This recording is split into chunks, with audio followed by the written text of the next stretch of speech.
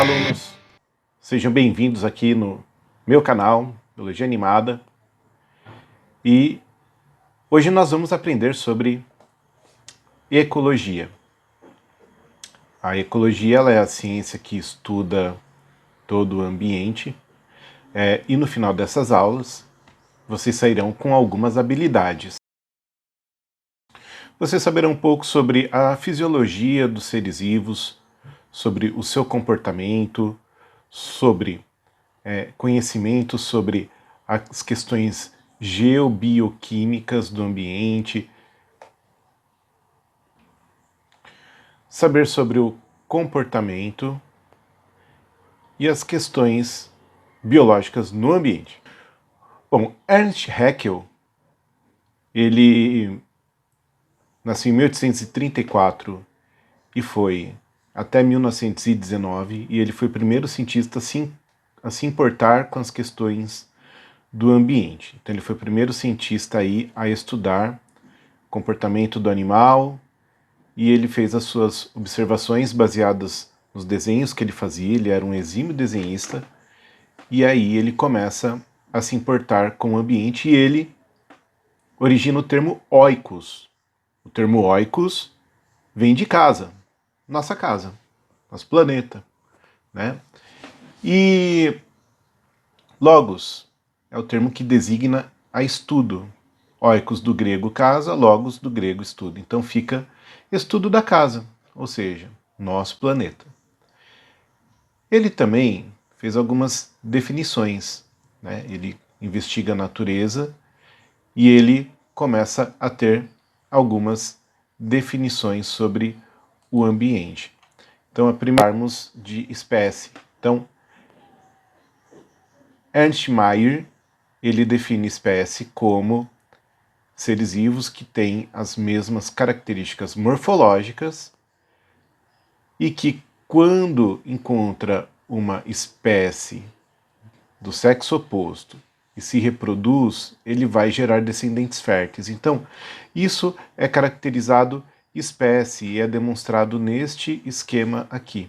Nós temos aqui uma espécie de perereca e ela é uma espécie. Se ela crescer, encontrar um parceiro ou uma parceira, se reproduzir e ter filhos, e esses filhos sendo férteis, isso vai gerar uma espécie. Então, isso é uma espécie. Outro nível de organização ecológica são as populações. Então, populações, na verdade, são indivíduos de uma mesma espécie que ocupam uma mesma região geográfica.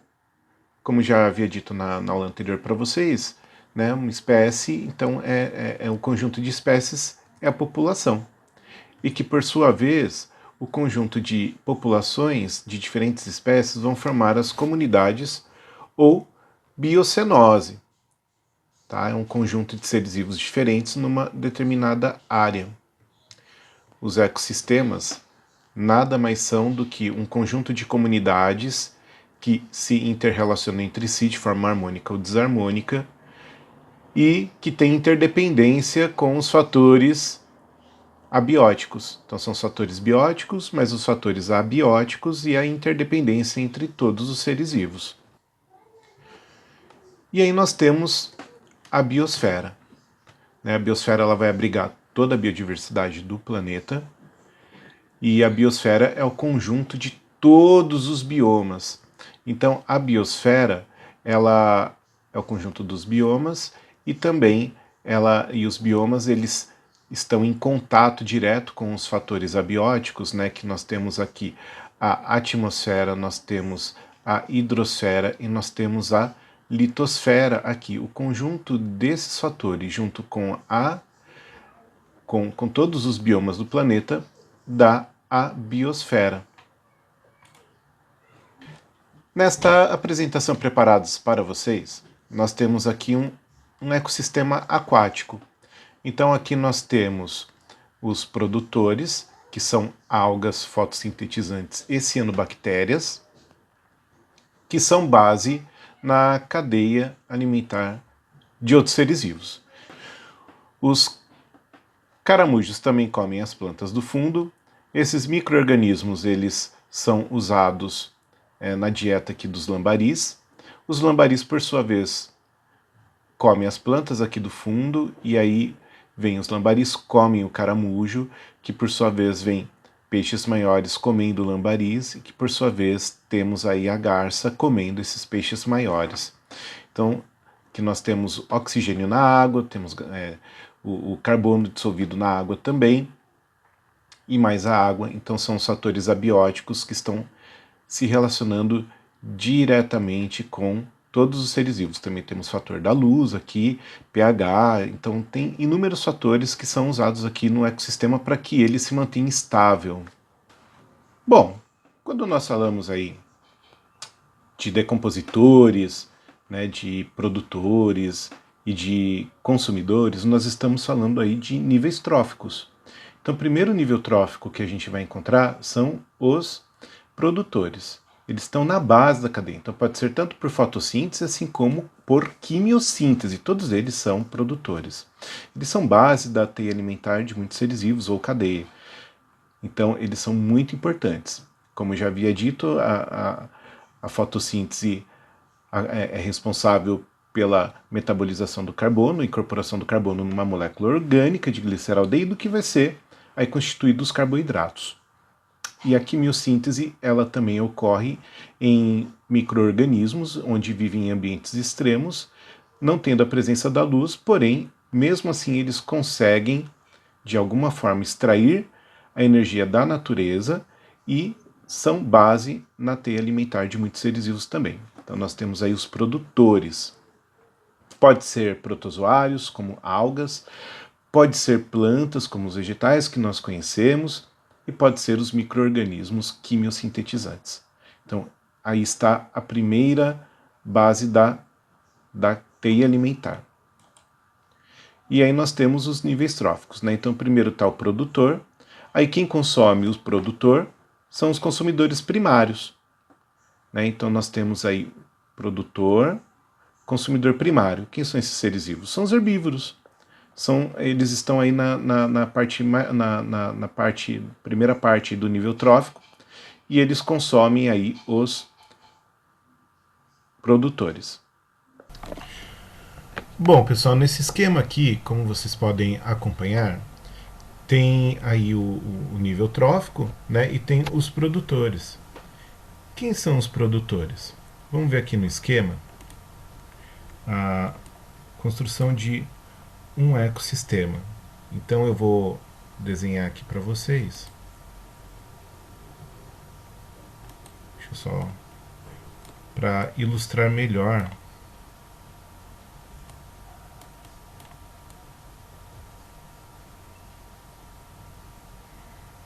Aqui nós temos o céu.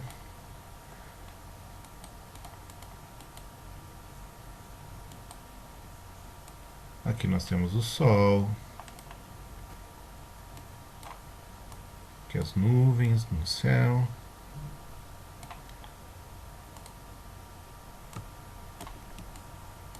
O nível trófico ele é a parte mais importante aqui do ecossistema, porque é através deles que ocorre toda a questão da cadeia alimentar.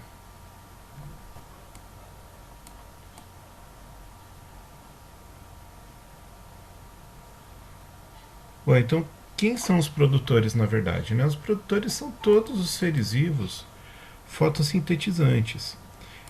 Só os fotossintetizantes, professor?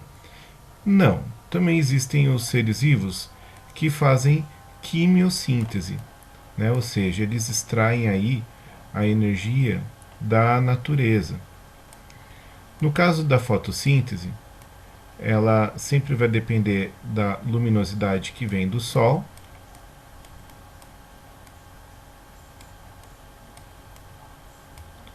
Tá? E ocorre aí uma interação entre a luz, entre a água, entre o solo, entre os nutrientes e o gás carbônico, que aí faz a reação fotoquímica, em que fazem aí a fotossíntese.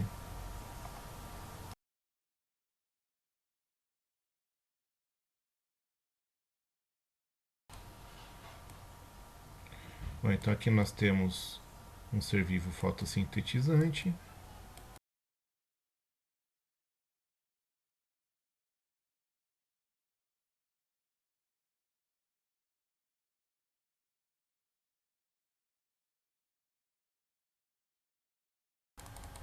Tá? Aqui nós temos uma rosa, só para exemplificar,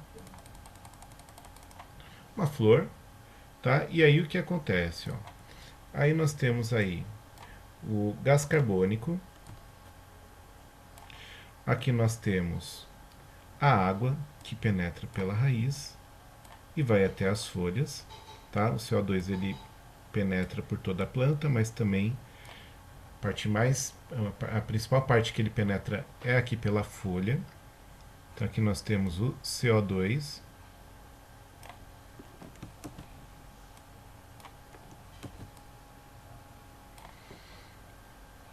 Nós temos a água, H2O.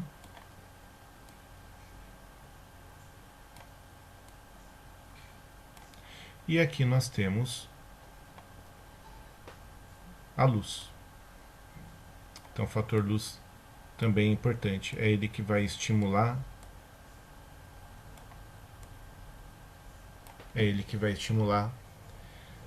Todo o complexo aqui, o complexo antena, na realização da fotossíntese. Então aqui nós temos um ser vivo autótrofo que vai fazer, vai produzir, né, vai incorporar o carbono dentro dos açúcares aqui através da luz solar. Mas também existe a quimiossíntese. Existem micro-organismos que eles fazem a quimiossíntese, ou seja, o micro-organismo ele pode ser representado aqui nessa forma, um bacilo, tá? E aí o bacilo, ele vivendo em regiões inóspitas, como no caso das fossas abissais lá nos oceanos, lá não tem luz, porém lá tem vida, né? Por que lá tem vida?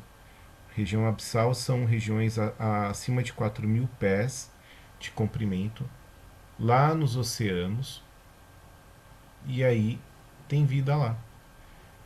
E a base da cadeia alimentar, da teia alimentar lá, são esses micro-organismos.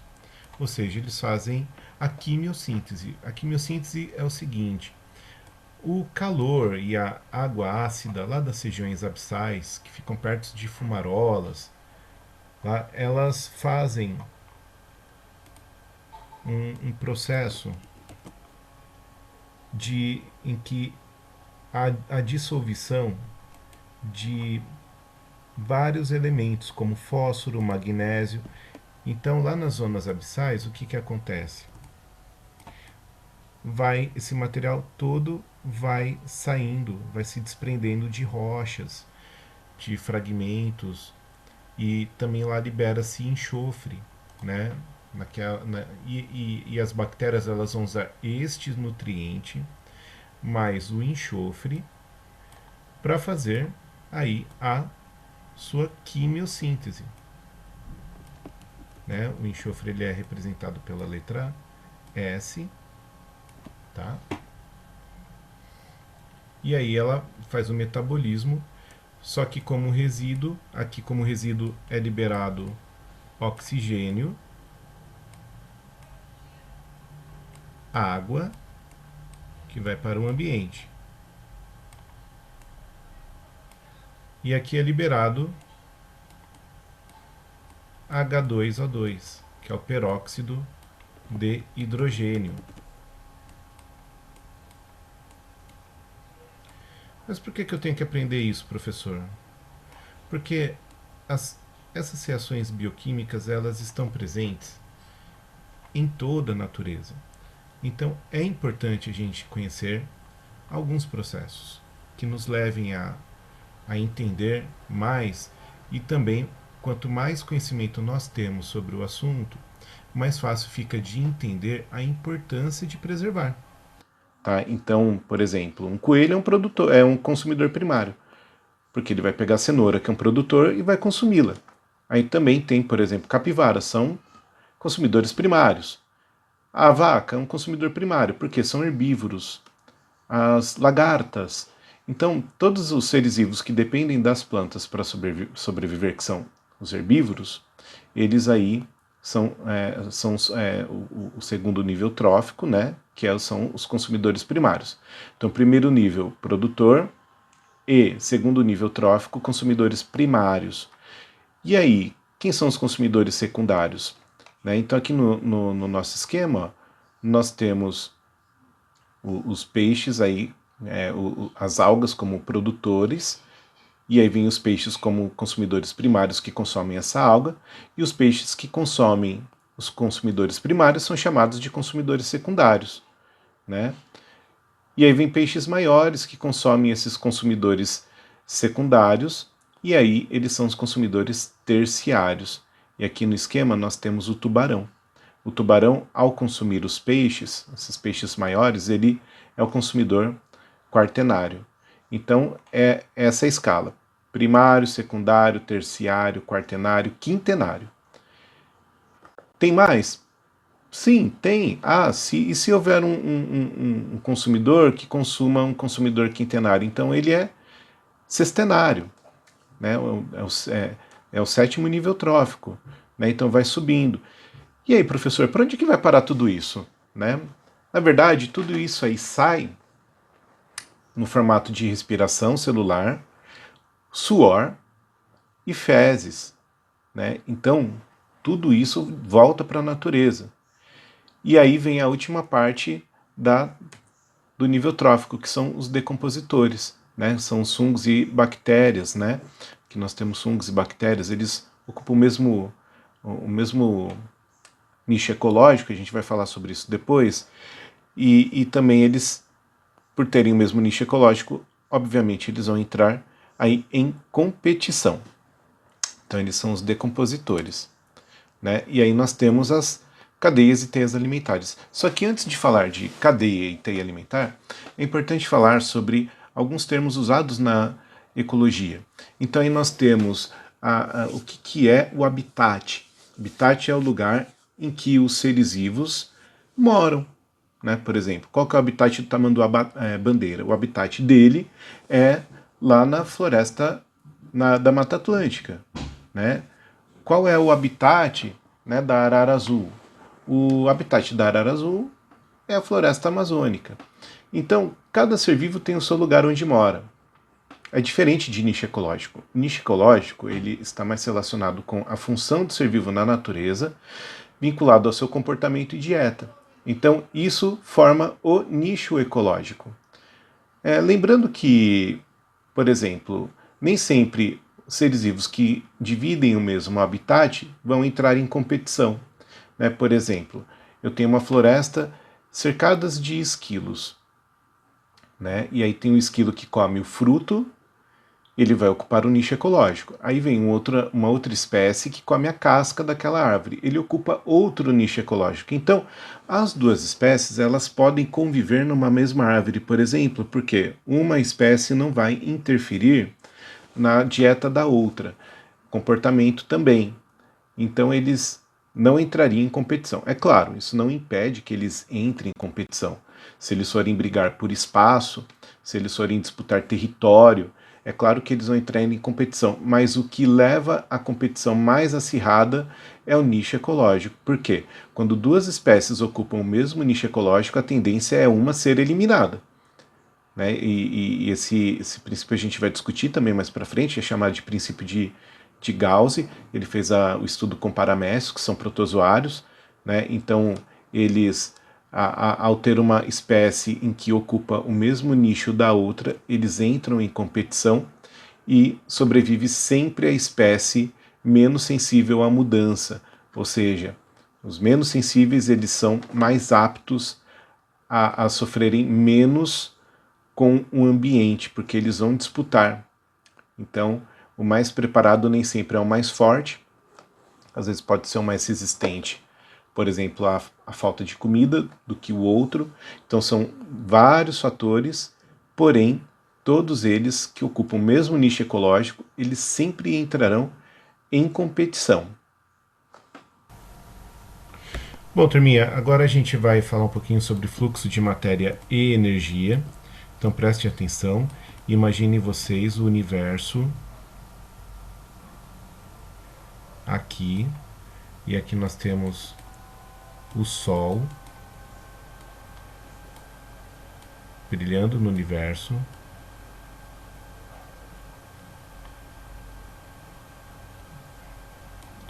Então nós temos o Sol aqui.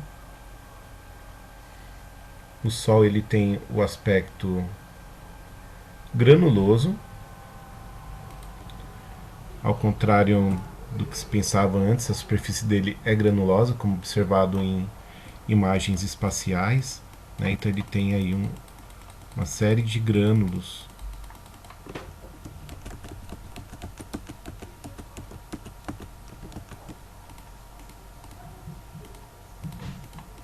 Uma série de grânulos em sua superfície.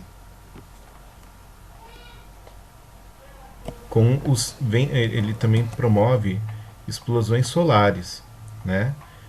Então aqui ele tem os raios solares e ele faz as explosões solares aí com bastante intensidade. Bom, aqui no nosso esquema nós temos aqui, como nós vamos falar de fluxo de matéria e energia, nós temos aqui o Sol, sua superfície é granulosa, e aqui nós temos o nosso planeta, né, o planeta Terra. O nosso planeta ele vai receber uma intensidade de luz sobre ele. O que acontece com o nosso planeta? Então vamos representar aqui como o planeta Terra. Bom, supondo que aqui seja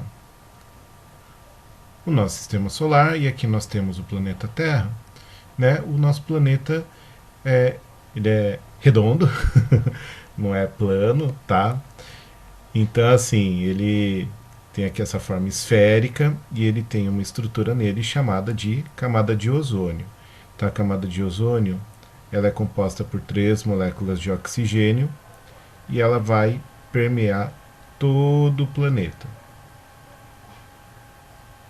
como nós vemos aqui. Bom, qual que é a importância da camada de ozônio quando a gente fala em fluxo de matéria e energia? É o seguinte: quando vem a luz solar, nas suas explosões solares com os raios solares, ela gera alguns tipos de radiações, tá? Então vou pegar aqui, ó, um ponto e junto com ela vem algumas radiações. Então aqui nós temos a radiação alfa, ó, radiação alfa, radiação beta. Nós também temos os raios ultravioletas do tipo UVA, UVB e UVC, e ele tem um comprimento de onda muito pequeno. Junto com ele vem ondas ainda menores, com uma frequência menor, e aí nós temos o raio-x. Na frequência eletromagnética, o raio-x ele é muito prejudicial.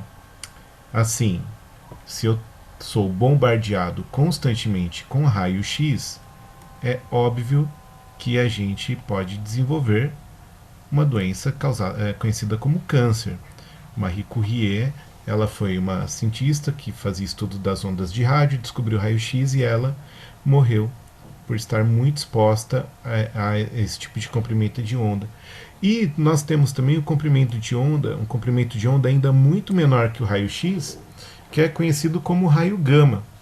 Né? Esses raios gamas eles são extremamente energéticos, extremamente prejudiciais à saúde. Então não pense você que se você ficar exposto a raio gama que você vai virar o Hulk, não. Não, você não vira, você vai morrer porque ele vai causar mutações. Né? No mais tardar vai ser uma morte por câncer, porque ele causa mutação no DNA e dá câncer.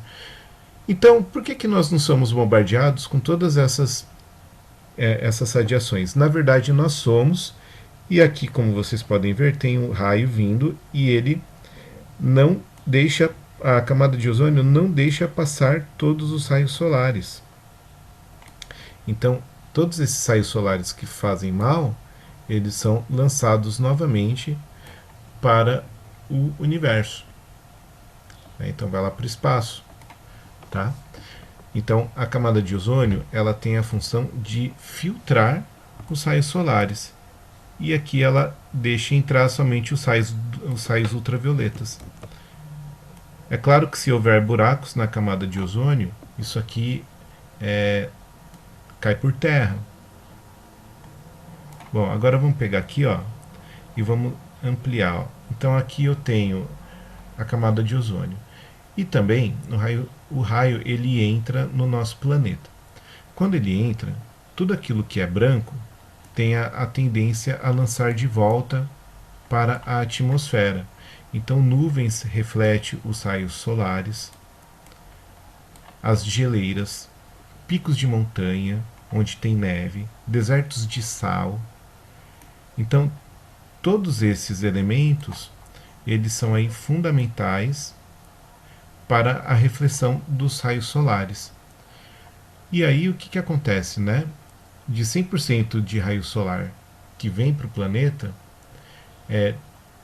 30% é refletido e entra aproximadamente 70%. Bom, aqui no nosso esquema, o que ele demonstra, né? Tudo isso varia muito de bibliografia para bibliografia, e aqui demonstra o destino da energia no Sol no nosso planeta. Então aqui fala que 30% ela dos 30% aqui dos raios solares eles são refletidos pelas nuvens, 60% é absorvido pela terra, água e ar, e aqui 0,1% é assimilada pelas plantas e 1% aí é para realização da fotossíntese. Então, esse é o fluxo de matéria e energia. Lembrando que aqui nós temos no nosso esquema a faixa luminosa, o espectro da luz solar. Então, entre a faixa de 400 nanômetros nós temos aí a cor violeta, e na faixa dos 700 nanômetros nós temos a faixa aí vermelha. Lembrando que o nanômetro é a milionésima parte do milímetro, é um milímetro dividido por mil partes iguais, e um nanômetro é a milésima parte do milímetro. Então, numa faixa entre 400 a 700 nanômetros aproximadamente, é que nós conseguimos enxergar aí as ondas eletromagnéticas. Né? E nesse esquema demonstra aqui quais são as faixas de cores utilizadas para fazer para as plantas fazerem fotossíntese. Então aqui elas obtêm um ótimo desempenho na faixa dos 450 nanômetros, que dá a coloração azul, e na faixa dos 650 nanômetros, que dá a faixa amarelo alaranjado. Né? Então, esses são todos os comprimentos de ondas em que as plantas e os seres fotossintetizantes utilizam para fazer aí a sua fotossíntese. Nessa parte aqui que está no índice mais baixo é porque a planta ela não utiliza esse comprimento de onda para fazer a fotossíntese. Veja vocês aqui, ó. Por que a planta tem a cor verde? Porque ela absorve todas as cores do arco-íris, não aproveita a coloração verde que a reflete. Então no verde ela vai ter a sua pior, ela não vai aproveitar esse comprimento de onda para fazer fotossíntese. Entretanto, ela utiliza todas as outras cores para fazer, mas é claro que ela vai usar mais o azul e vai usar mais o laranja aqui, o vermelho alaranjado, para fazer a sua fotossíntese. Bom, sempre que a gente fala de matéria e energia, né, de tudo aquilo que vem do Sol, ele reflete grande parte daquilo, e aí, de forma resumida, 0,1 ou 0,01 é muito variável, depende muito de bibliografia consultada, né, mas vamos deixar aqui 0,1% do que vem da luz, da energia luminosa que adentra no planeta, e aí de tudo aquilo que da luz que entra, isso é assimilado pelos seres vivos. Então, daquilo que é assimilado pelos seres vivos, vai para os produtores. Então aqui nós temos as plantas como produtores no exemplo. Então se a planta aqui ela produz 100 quilocalorias, né, no decorrer de um certo período de tempo, aí vem o consumidor primário que a come, né? Então ele vai se alimentar. Então aqui a seta ela tem direção. Para onde que vai a direção da seta? Sempre vai para a direção do ser vivo que comeu aquele ser vivo, né? Então a energia que tem aqui na planta vai para o coelho e ele vai assimilar 10% da energia assimilada pelas plantas, porque grande parte da energia ela vai ser perdida no seu metabolismo, como calor, como gases e também como com fezes e urina. Bom, lembrando que a planta ela gerando 100 quilocalorias, o coelho, quando a consome, ele vai absorver, ele vai assimilar 10%, e daquilo que ele assimila, ele vai realmente assimilar muito pouco. A maioria das coisas serão perdidas na forma de calor, fezes e urina e gases. Então aí vem também a cobra, que ao se alimentar do coelho, ela vai absorver 10% daquilo que o coelho assimilou. Tá? Então aí nós chegamos à primeira, finalizando esta videoaula, nós chegamos aí no final, né, dessa primeira parte, e depois a gente vai adentrar ainda mais profundamente no assunto de ecossistema.